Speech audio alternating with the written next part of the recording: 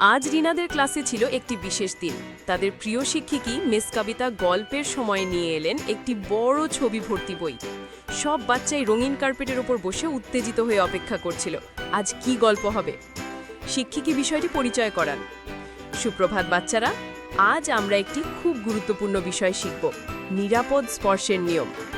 রিনা আর তার বন্ধুরা মন দিয়ে শুনছিল। নতুন কিছু শিখতে তারা সবসময়ই ভালোবাসে। চিরিক পাখির গল্প। এ হলো চিরিক, একটি খুশি ছোট্ট পাখি। একদিন চিরিকের মা তাকে খুব গুরুত্বপূর্ণ কিছু বললেন। মা পাখি: চিরিক, তোমার শরীর তোমার নিজের।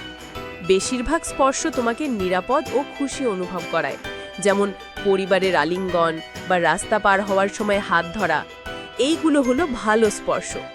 কিন্তু কোনো স্পর্শ যদি তোমাকে ভয় পাইয়ে দেয় বা অস্বস্তি করায় বা বিভ্রান্ত করে, সেটা হলো খারাপ স্পর্শ। যদি কখনো এমন কিছু হয়, তুমি 3টে কাজ করবে। 1. চিৎকার করে বলো না। 2. জায়গা থেকে পালানোর চেষ্টা করো। 3. কোনো ভরসার বড়দের তাড়াতাড়ি বলে দেবে। নিরাপদ স্পর্শের নিয়ম শুনে চিরিক অনেক সাহসী বোধ করল।